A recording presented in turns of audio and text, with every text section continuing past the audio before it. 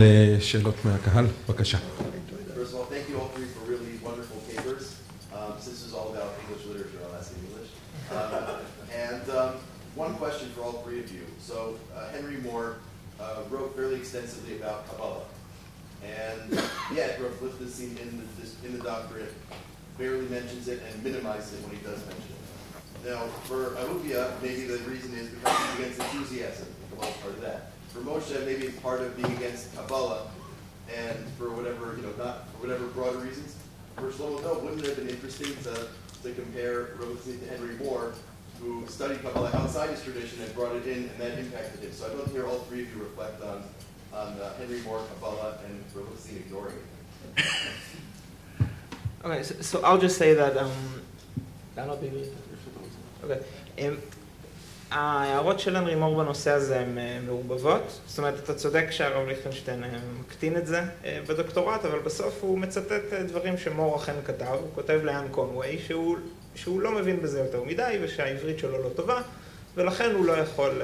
בזה אגב, אני חושב שהוא דייק, העברית שלו לא, זאת אומרת, הוא לא מתעסק הרבה עם עברית.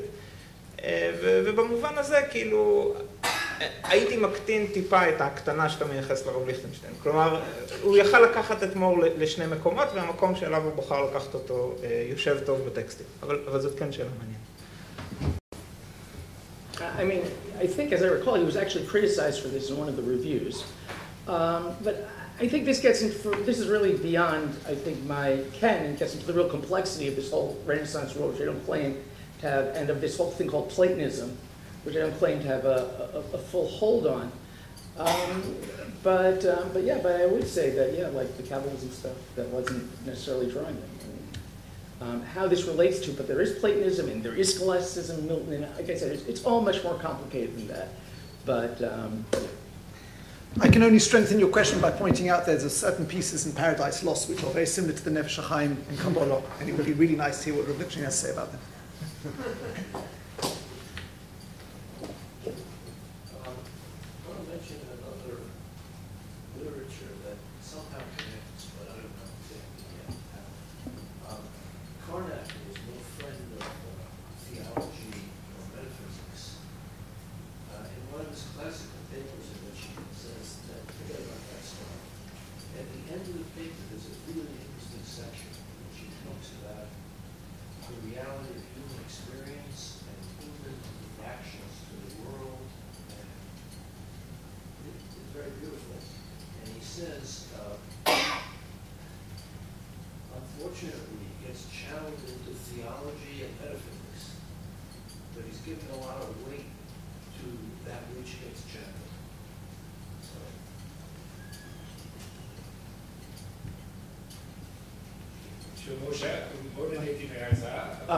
sorry. יש בעיה בהתחלה, כאילו, בעובדה שהרב לא גידול כל מה שהרמב"ם אמר, כל מה שהרמב"ם אמר. כאילו, בכל הוגן תיאוריה יש כל מיני פנים. אז הרב ליכטנשטיין הוא אהב את משנתו, אז לא הזדהה למור נבוכים. והוא אהב את כל החלקים של הרמב"ם עד שהוא הגיעו לשורות האחרונות. אז אני לא יודע אם זה בעיה, כאילו, זה הדרך של העולם. האדם מזדהה בחלקים מסוימים, ולא בחלקים האחרים. First of all, the level of identification. First of all, the level of identification with these figures and the extent to which he distances himself from those aspects of them is pretty extreme. Second of all, I don't think, look at this outside my field, I don't think either the Mishnah Torah, either the Mishnah Torah or the Perush, or the Ramban's Perush al Torah can really be separated out from their Kabbalistic or metaphysical moorings. And you're getting a different book when you do that. Even if that's very common in the Ramban al Torah, because the Ramban might have actually wanted that for some people. But okay. But I'm saying, I think it's not just a question of he liked this or he didn't like that. And that's why he was very uncomfortable with the Ramban. He wouldn't attack him, but he doesn't know what to do with him. If I could just respond to something that Professor Wetzstein said. I think you're giving a very existential expression to what Rav Lichtenstein was doing, which it's interesting because people like the Shach also did that. They also ignored Kabbalah, right? There are a lot of Ashkenazi Achronim that ignored Kabbalah, and it didn't become some kind of explicit existential existence for them. And you're right that here it is. Yeah, I just want to say that, in fact, that it is important that this ignoring both of these trends is a Litvish Masorah, and what he's doing is he's then filling that apps gap in with this Western literature, which is sort of reminiscent of Chaim Soloveitchik's argument of Sefer Hasidim and Balei Tosfos. But it's so interesting that the Gra was a big capitalist, and Reb Chaim was a big capitalist, and nationality died. Okay, It didn't fully die, but right, that's a question of the history. We need Litvak studies, but we don't have it really. Anyways, yeah. בבקשה. Yeah, it's interesting that the Rav, when he, in Kiddush Halacha, and I translated, I checked all the references, when he quotes Reb Chaim of Alajah, the Nefesh HaChaim, you'll see 3 dots throughout. So he quotes the passages, and all the technical Kabbalistic references he leaves out. And that's obviously, deliberate. But I'm not so surprised that, well, let's see what felt uncomfortable with what I spoke about before, the absolute Kabbalah, did not choose the intrinsic holiness, the theurgy. I mean, there are lots of things that, would have made him uncomfortable. I don't think, not surprised that. It's not surprising. It's just a question how you fit it all together. Yes, I don't want to touch on tomorrow's session. Rabban is Tati who went to Rav, also went to the Rebbe Rav Kutner, and then the Kabbalistic background for Rav Kutner is not there, and the philosophy of Rav, again, is not there. Just an observation consistent. So I enjoyed this panel because we always think of Rav Aaron as Rosh Yeshiva and not as the scholar. So thank you all. But in that vein, so the decisions he made, let's say curricularly or conceptually within Judaism, were always backed up by a kind of, philosophy or theology. Whereas all 3 papers, in some sense, say he made very parallel choices in his engagement with the Western canon, but at least not formally kind of backed up by that sort of architecture. Now, in scholarship, we typically, for Rosh Yeshiva, okay, he can define his canon in a certain way, and sort of that's how it is. But we generally think of that as like a negative thing in scholarship. I'm not going to pay attention to that because I don't like that, or that's not my methodology. So I guess my question is, sort of like, is that true if we look at it in his time? In other words, when he's actively involved in this, or are we just simply putting our own standards on it? And then, to speculate, how did he see those decisions? Do you think he was conscious of them? Was he not? In other words, to make these sort of very sharp cuts of like methodologies that I'm not interested in, I'm not going to deal with, seems more of a stretch as a scholar than as a Rosh Yeshiva, where it can attach to Masorah traditions, things like that. So I'd love to hear your thoughts. Yes, this is mainly a question. Thank you all for very interesting papers. Mainly a question for Moshe. So yeah, I mean, I agree with you that it seems like Rav was relatively uninterested in philosophy generally, and metaphysics and epistemology do come in for a beating at various points. But at the same time, and some of his central contributions do seem to be about metaphysics or epistemology. So, I mean, in his papers, they're independent of halacha. He takes up the question, it becomes a big part of it, the central meta-ethical question about the relationship between God and good and bad, which is a metaphysical question. It's the metaphysics of ethics, right? In epistemology, also, you mentioned the inner light, which he gives pride and place to, and he's talking about faith.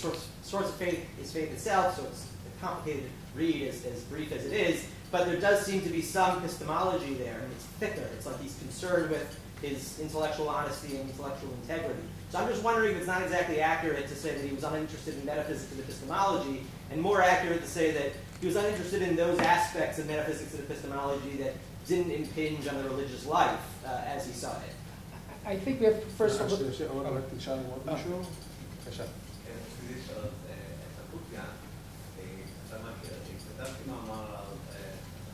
אפשר להתנדב בכל? הוא דיבר על משהו שנקרא fragmentary Judaism. אז אני התייחסתי דווקא לאיך הוא מתמודד הן עם ההומניזם הנוצרי והן עם החילונים וההערכה שלו לחלקים מסוימים בתודעה שלהם. האם אתה חושב שההמשגה הזאת של fragmentary יכולה לעזור לנו אולי גם כן לנבא את חלק מהדברים שעלו פה מבחינת הפיק אנד צ'וז שלו במסורת האינטלקטואלית שתחת החוק? אוקיי, אז you give your answers. Okay, just in terms of Professor Siegel, I think that clearly this is an extremely sophisticated, philosophically aware thinker. But he is not interested in the systematic pursuit of these questions as ends in of themselves. He's interested in ethical questions. When he's thinking about ethics, then he's aware of their philosophical, epistemological, metaphysical implications, and he will deal with them. But he doesn't see that as an end in of itself. And I think that's also true of Stoics or what have you, or Augustine also. So it's not that he's not aware of it, it doesn't come up, and that we couldn't reconstruct a metaphysics and epistemology that Augustine has. So that's a different question, I think. To Professor Ham's point, many people won't like this answer, but the two areas that I'm trained in is philosophy and literature, and I tend to go more in philosophy, but I think the answer is in literature. I think that Rav Lichtenstein, and I know people might not like this, I think he was captivated by certain personalities. There's something very existential going on here. That's the difference between poetry and philosophy. In philosophy, you don't say that. In philosophy, you want an answer. You know, what exactly fills in the dots, and why did you take that out, and it would have worked better. I think he was captivated as a young man by these greats. It drew his heart. And you see that in the similarities between the decisions he made over the course of his life and the decisions they made. And it's just very poetical. And when you're looking at the poetic, what's beautiful is the fact that you can't answer those questions. I mean, that's the way I see it. You can't explain. It would have worked better that way. That's true. But he was captivated by something else. And he wasn't captivated by those elements of the role. He was captivated by other elements of the role. אז אני אענה במשפט לשאלה שלך, שאם מסתכלים על ספרים אחרים שיצאו בהרווארד באותה שנה, לפחות בהקשר של הדוקטורט, לא בהקשרים מאוחרים יותר, אז זה מאוד סטנדרטי לתקופה ולזמן, שכל מיני תיאולוגים מסוגים שונים כותבים איזה דוקטורט על דמות ספרותית, ורעיונות משלהם על הדת שלהם ועל מה שצריך לעשות עכשיו, ביקורות על התיאולוגיה הליברלית, רווחות שם. כלומר, במובן הזה העבודה שלו היא סטנדרטית. זאת אומרת, לא הייתי מייחס את ההיבטים האישיים לזה שהוא היה ראש ישיבה. זה אולי אפילו יכולה להיות קריאה שמקטינה ללא צורך. לשאלה של אדם, פרופסור זיגר, אני חושב שבאמת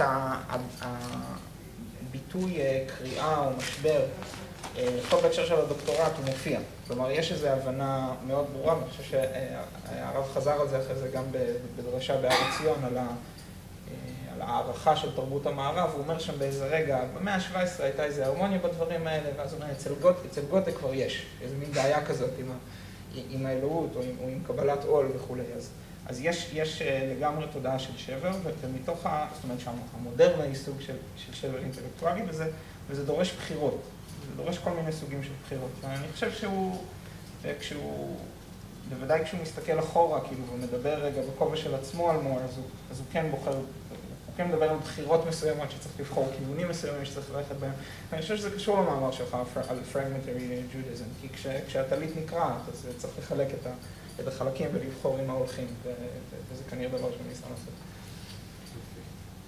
טוב, אני רוצה לסיום 3 דברים. ראשית, לומר תודה רבה ויישר כוח גדול על 3 הרצאות מרתקות ומחכימות. ואני רוצה לומר, הצלחתם בכל אחד ב-20 דקות להקיף נושא, אתגר שאני לא בטוח אם הרב ליכטנשטיין היה אומר. מה זה לא בטוח? טוב, אתה רוצה הרב ליכטנשטיין, הוא לא יכול להגיד תודה. שנית, לפני שאתה קם, אני רוצה להגיד תודה, באמת תודה מיוחדת והכרת הטוב למארגני שני ימי הכנס הזה, לפרופסור גיל ספיר, פרופסור יצחק ברנד ופרופסור אדם פרזיגר, שאני חושב ימים שמאוד מעצימים זוויות ראייה של הרב שלא תמיד אנחנו נחשפים אליהם במושב הזה באופן מיוחד. וככלל, תודה והערכה רבה על פועלכם הרב בהנצחת זכרו, הגותו ומשנתו של הרב. ואני לסיים במשפט, כל המושב הזה עורר געגועים עזים לרב, וגם איזשהו הרהורים שחלפו בי, האם נזכה לשבת עוד פעם בכנס כזה על ראש ישיבה בין זמננו בדור הקרוב. ויהי זכרו של הרב לא רק ברוך, אלא שנזכה שהוא ילווה אותנו וישפיע על פועלנו לאורך ימים ושנים. תודה רבה.